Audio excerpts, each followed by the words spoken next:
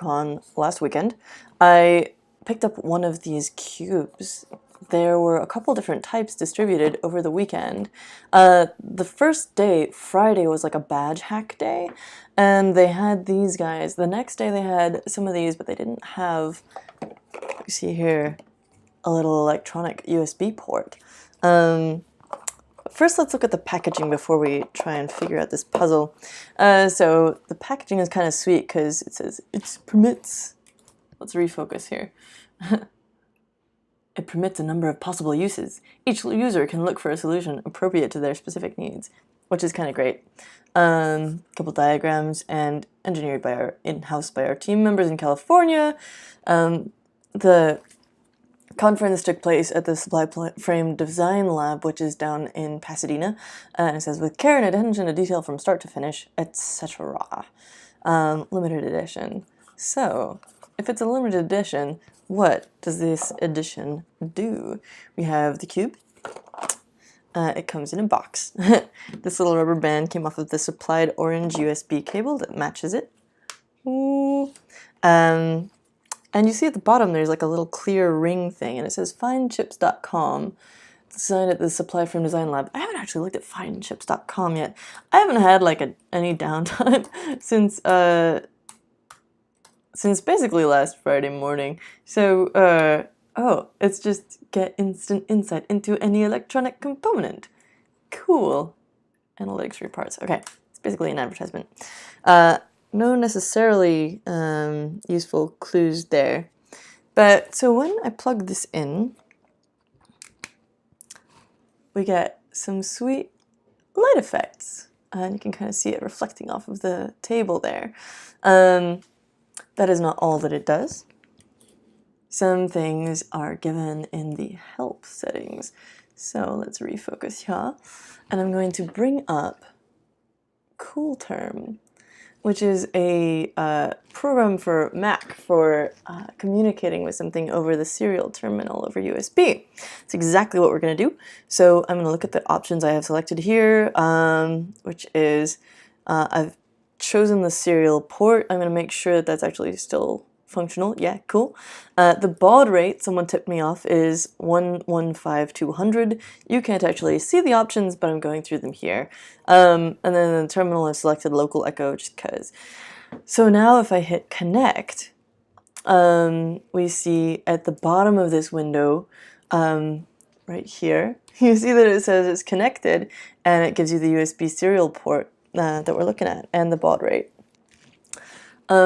If I type H here, a menu comes up with a bunch of options. M for move, XOR for XOR, or X for XOR move.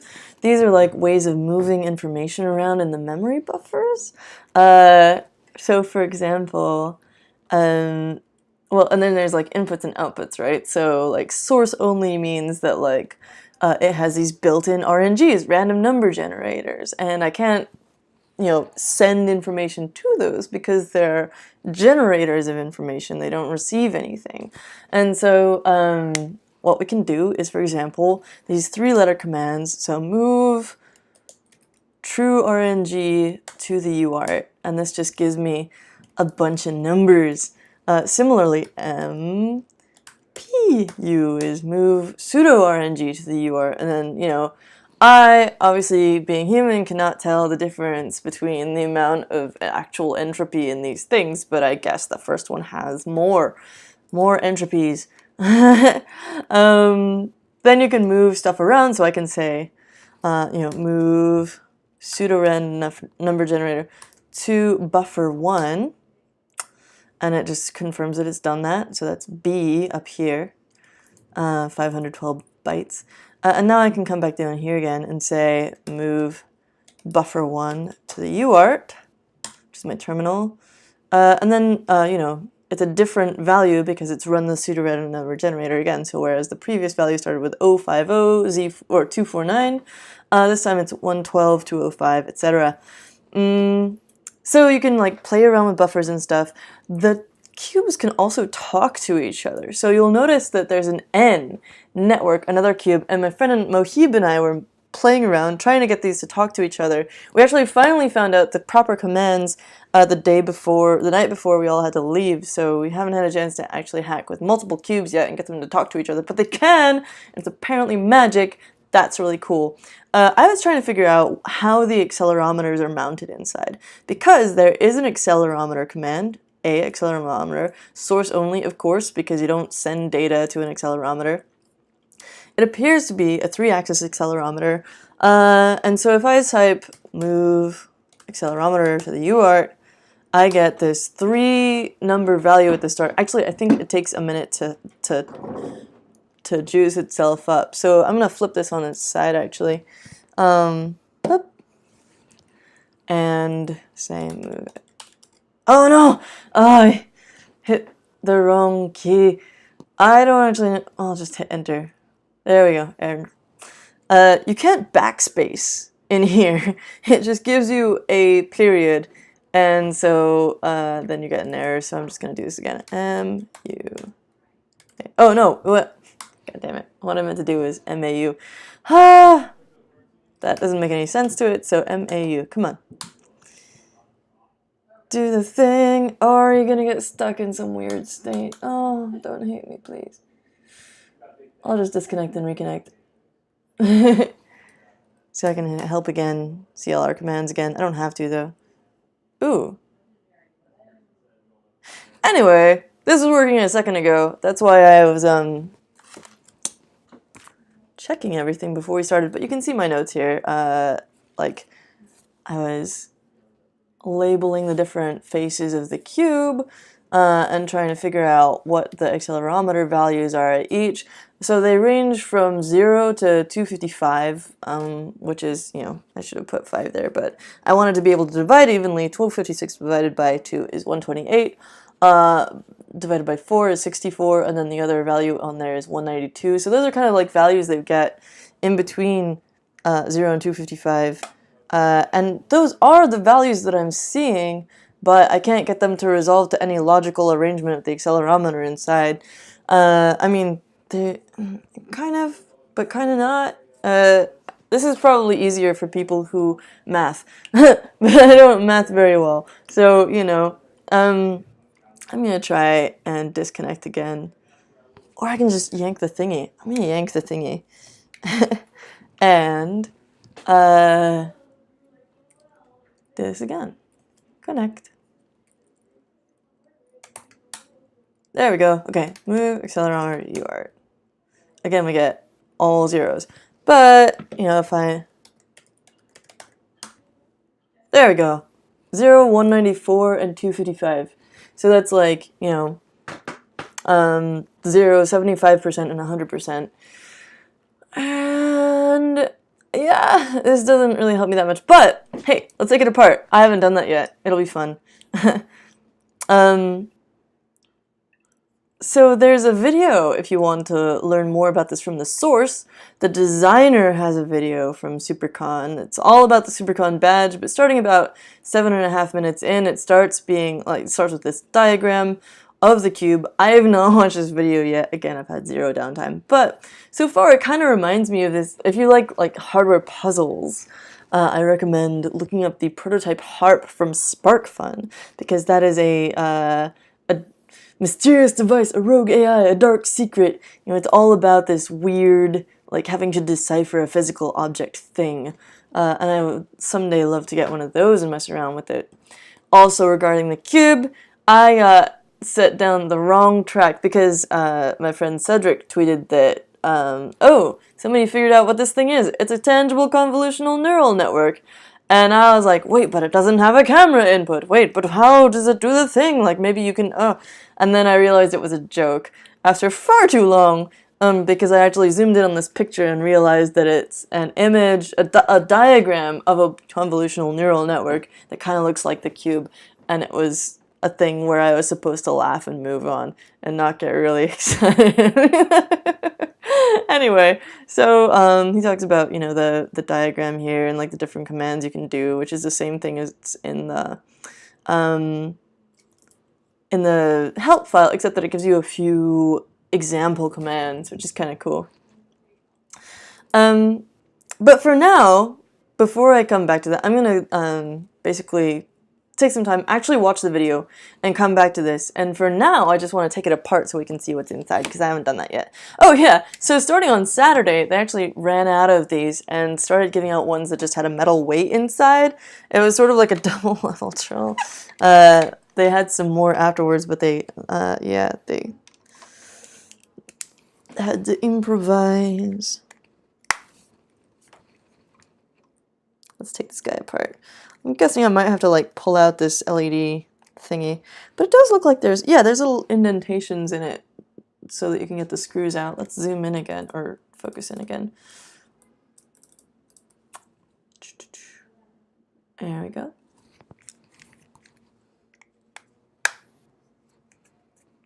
Starting tomorrow, I am going to be overseas. I'm flying to London first for Abbey Road's first ever music hackathon. That's the Abbey Road. I'm really excited. And then next week I will be with my colleagues at Electronica in Munich. And then after that I shall be back. So things will be, ooh, I can already feel it lifting apart. Look at that. Things will be a little bit more pre-recorded. Although I will definitely try to have some live stuff for you. We're going to be messing around with some bare conductive stuff and with Chirp, which is a cool kind of like machine-to-machine talking protocol. So here we've got this copper foil that was mentioned. Someone was saying that they think this is for capacitive touch, and that's quite possible. I mean, it could be an antenna though. I kind of think it's an antenna, but let's look at the block diagram again. Here we go.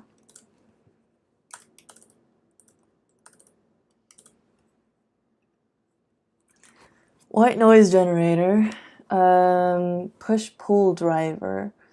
Not sure what the push-pull driver is, but you've got like a power converter. That's pretty clear.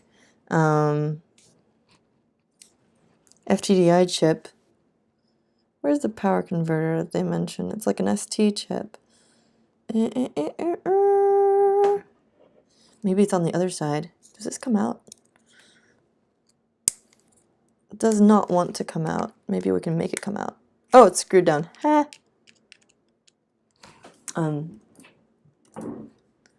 Let's actually show you what I'm looking at. Okay, so here we have a couple more screws. Get in there. There we are. Little ones.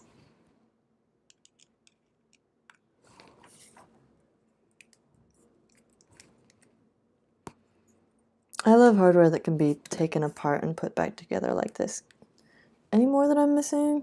Or is it just being reluctant? I think it's just being reluctant. Let's try prying this.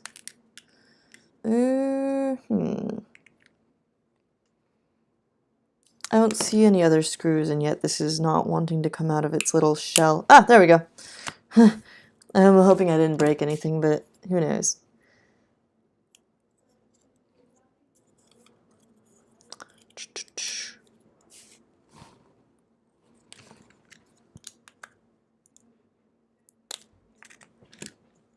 Oh, I see. Is that 3D printed? That looks 3D printed. Huh, interesting. You got this little guy in here. It kind of looks 3D printed, but also it looks like it's been snapped apart in some way. Ooh, here on the bottom we have, is that the power thingy? No, this is a microchip component. You got the LED ring, bunch of resistors, presumably for the LEDs. Because what you got, 6 over here, 6 over there, 6, oh wait, that's a capacitor. Oh, there's another resistor, yeah. And then a couple of caps. Little U2 guy. Not sure what that is. So let's look up this chip. It's always hard for me to tell which one is like the actual designator on the chip. Like this one has 2 lines of stuff. One says 1833KE9. Let's try that.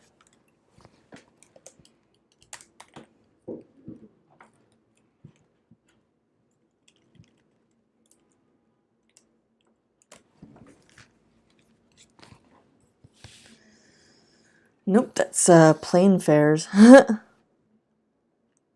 What about PIC? Oh, that makes sense, like a PIC chip, 18F. That looks very promising. I'll show you what I'm doing. 18F, 25K83.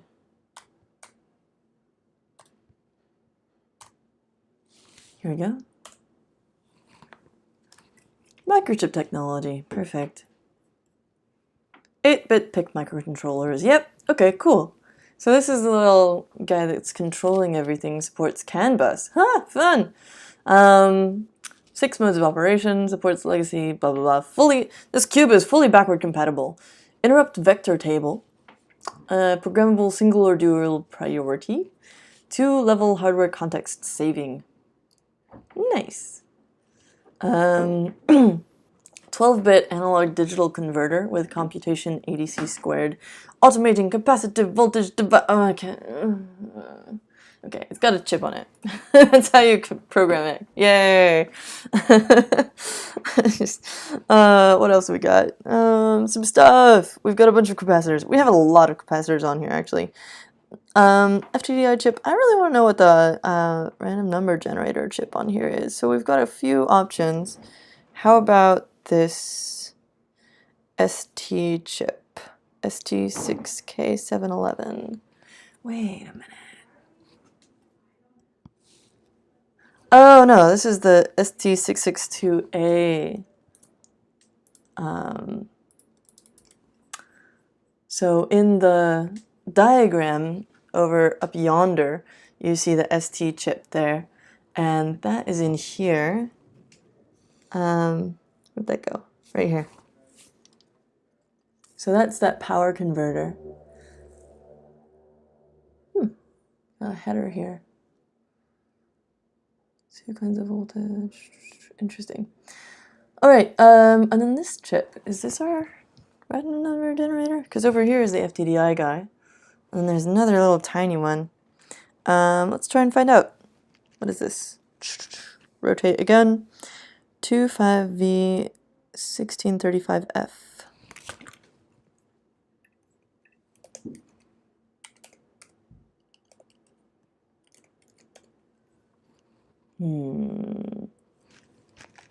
Does that make sense here? Serial peripheral interface compatible. That makes a lot of sense. Although also non-volatile memory solutions also makes sense.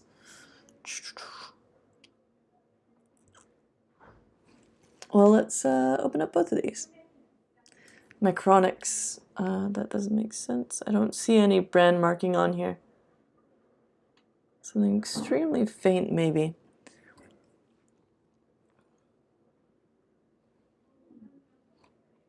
So this is a slightly different chip, actually. So maybe that's why it's not showing.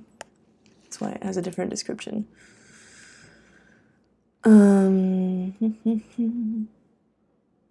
This is in Chinese. That will not help me.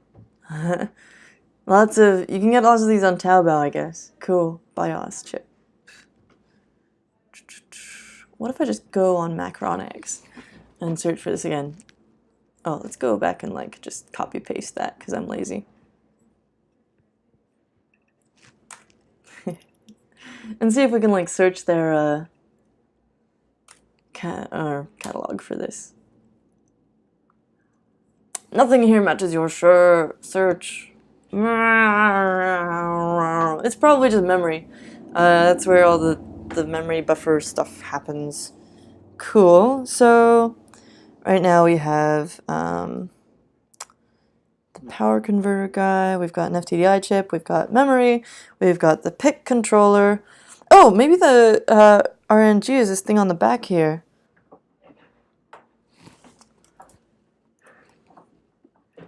I really want to find it for some reason. It's like a physical sort of hunt. Even though it will tell me nothing when I see it. I just want to see what it looks like. So we've got this other chip on the back here that might be our random number generator. What does it say? 3DC. The top thing is like AA. That's hard. 8805. 3DC. I hate O's and zeros because you can never tell which is which.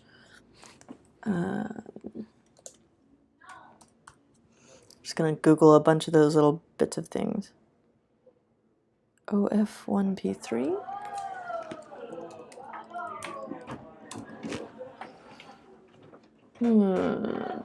Maybe 0F1P3? This is not really giving me anything. There's a bunch of random things. What about 8805?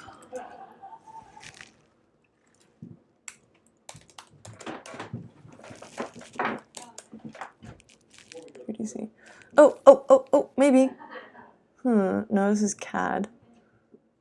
I'm finding some like CAD information for computer or aided design for like 3D stuff, which is weird. Also, 200-pound class heavy duty over travel drawer slide. No. Huh. Wait, does it have it on here? No, it doesn't have like a name for it. But that might be the digital audio converter. Or digital analog converter. Maybe. This is push-pull driver. What? Oh, that might be the one of the other things we looked at. Okay. What about this little tiny one that I sort of ignored up until now? K125, Y828. That's easy.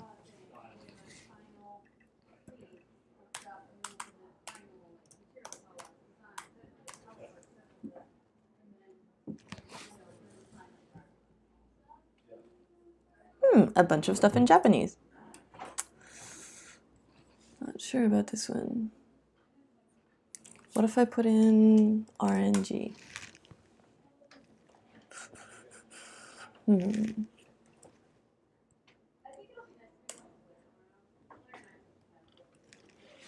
Diamonds? No.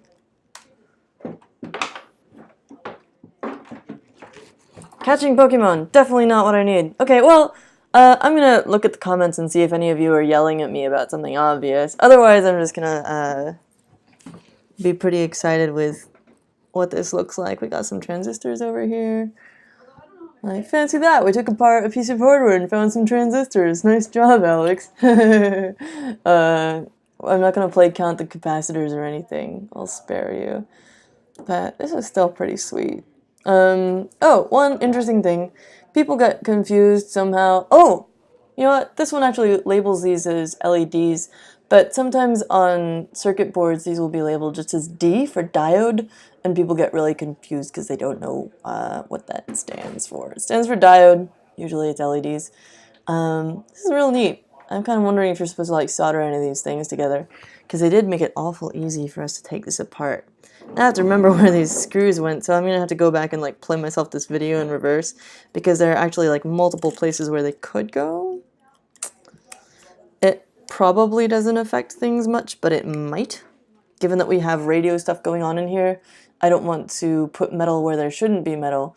And I think we're pretty much done here. I've also basically exhausted my options in the terminal until we get hold of another cube again.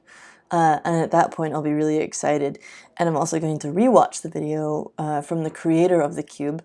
And hopefully I'll be back soon with an update on this marvelous, fantastical object. If not, send us your thoughts. Let's see if anyone's yelling at me.